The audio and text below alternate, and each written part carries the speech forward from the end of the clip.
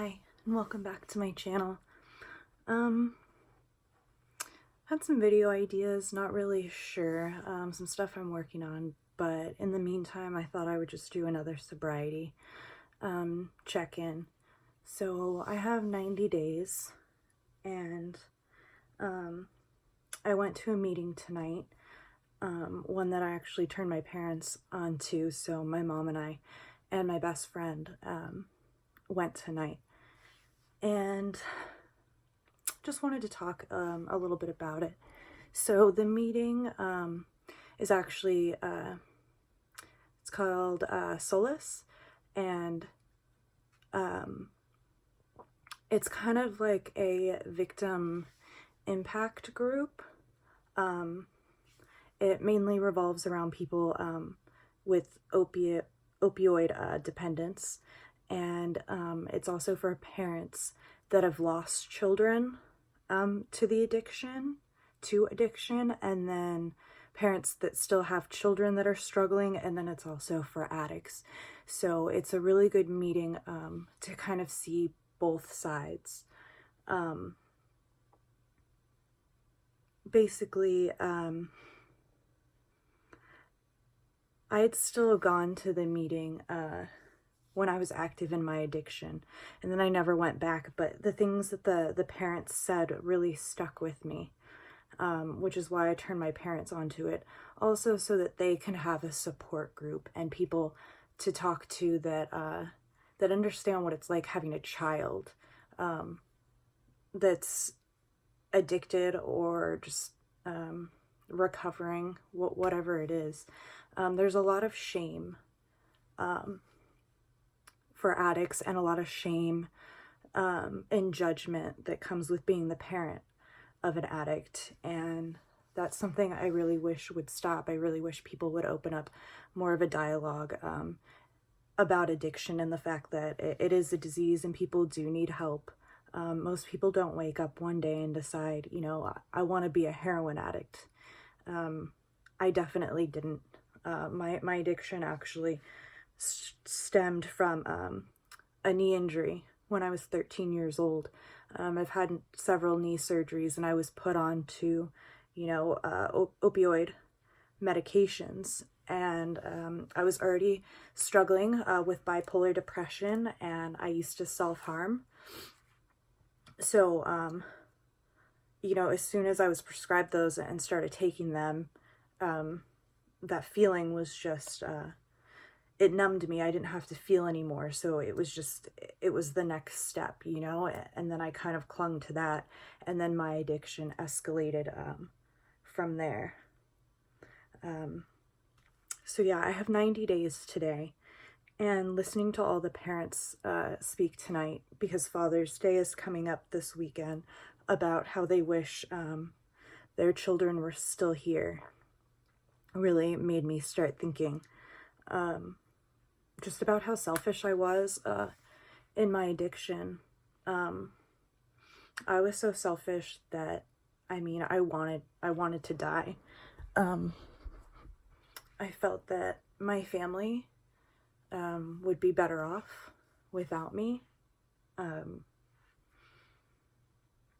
felt like I was just a disappointment and a burden. I've lost a lot of friends, and although like I mourned for them and I felt for their families, there was always a part of me that was like, why not me?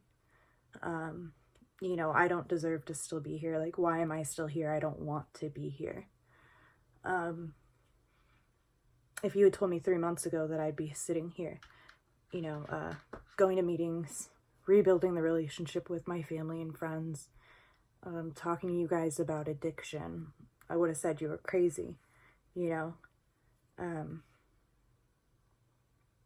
I feel really blessed to have a second chance. There are a lot of people that don't get a second chance, and from going to this meeting, I've really seen how addiction, it affects everyone. It's not just about the addict.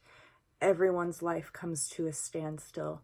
You know, it tears apart brother-sister relationships, tears apart marriages, you know, mother and father, like the worry, the panic, you know, every time you get a phone call, the sleepless nights, all of it. So I think that this meeting is really great in the way that, you know, parents can learn things from the addicts and maybe how their child feels, that hopelessness and the desperation, and understand that it's not just, you know, someone trying to hurt their parents. Most of the time as an addict, that's why we stay away from our family and friends, because we're ashamed, you know, and then that shame makes you feel so bad that then you use again, and then you feel even worse, and it's just like this vicious cycle, you know. It's something I wish more people would talk about. It's really hard to admit that I'm an addict, and it's something I've struggled with off and on for like 15 years. It was really hard to admit that, you know, I was powerless, and I don't know how to run my own life, and I don't know how to make the best decisions. But I just realized, you know,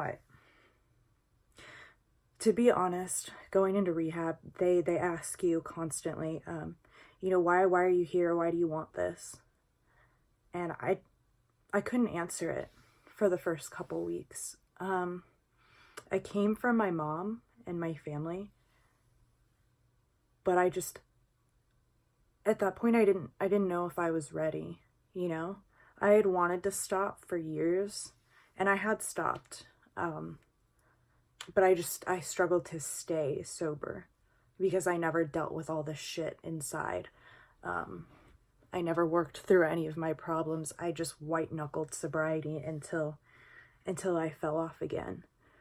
And this is, you know, the first time I'm actually programming and trying to work through my stuff, and it's crazy just in a matter of like 2 weeks how much my mind, like my thinking and everything has changed. And now I actually, you know, I want to live. I want things. I have goals. You know, my family's finally proud of me. My friends are proud of me. The friends I have left, I had to cut a lot of people out just because, you know, I don't want to say that they're bad people. They're just sick. You know, they're still lost in their addiction. And I really hope that, you know, they can get help before it's too late, you know, and their life is wasted. But yeah, when I was in detox, they'd ask me all the time, like, why are you here? And I would say, I don't know. You know, I came from my mom, but honestly, I'm still here just because I'm too sick. I'm too sick to get out of bed. I kept telling myself, you know, just, if you could get up, you know, you just go. But I was planning in my head, you know, how I would do it and how I would have to, you know, get my money and all these things. And I just kept telling myself, you know, just get through like another day until you're strong enough. And then, you know, after 5 days, I finally started feeling a little bit better and was able to get up and leave my room and talk to some of the other girls. And they really helped pull me through. In a matter of a week, like my whole way of thinking just shifted. I went from feeling hopeless and depressed and wanting to die to, you know, maybe I can do this. Maybe life can be better. Told my therapist, you know, they always ask, you know, what do you want? What do you want in the future? What do you want to do? What do you know, I want to be happy. That's what I'd always say. It sounds so silly and stupid, but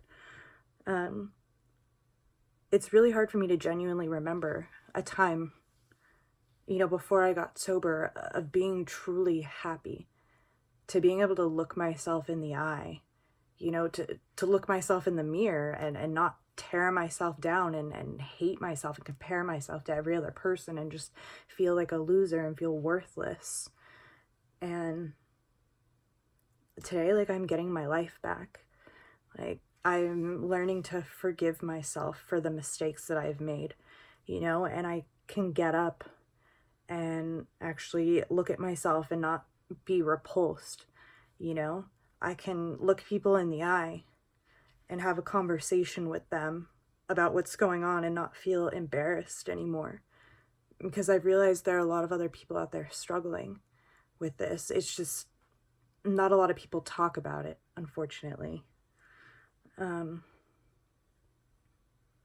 don't know. I have my ups and my ups and downs. I have good days and I have bad days. My body's getting healthier. My mind's getting stronger. I go to the gym and I work out because I really struggle I'm not much of a talker. I hold things inside. And so the gym kind of helps me go and release a lot of that stuff and the things that are going on, upstairs. And it also helps me stay present in the moment, because sometimes I'll get too far ahead of myself and it feels really overwhelming. You look at these people that have 20 years, 30 years sobriety, and it's like, man, like, can I do that? Am I capable of that? And I'll feel like the walls start closing in on me, and then I just, as stupid as it sounds, you just take it one day at a time, 1 minute at a time. When I'm having a bad day, I'll give myself permission, like, okay, if you really just want to give up, that's fine. You can do that, but not till tomorrow. I always make myself wait till tomorrow. If I'm going to relapse, if I'm going to do this or that, that's fine, but not till tomorrow. Because when tomorrow comes, my way of thinking is always different. So that's something I kind of use, 90 days, it feels really good. And my heart goes out, Father's Day coming up, to all the parents that have lost kids, all the family out there that have lost a loved one to this, to this opiate crisis that's going on. It really is a crisis. People need to stand up. We need to do something, rehabs, they cost so much money.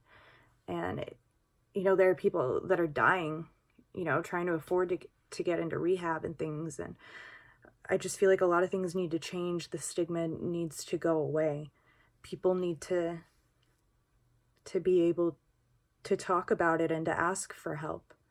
They shouldn't feel scared and alone and ashamed, and feel like they're better off dying and leaving their family to pick up the pieces.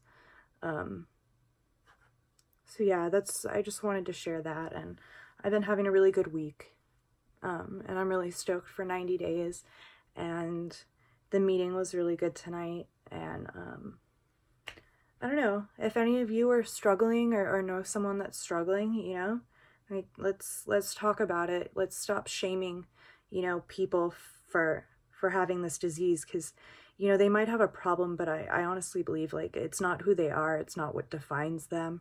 It's just something that they're using to cope with whatever hurt they have inside, So I don't know. I guess that's all I have to say. So like, comment, subscribe, talk to me about your struggles. All right, thanks guys.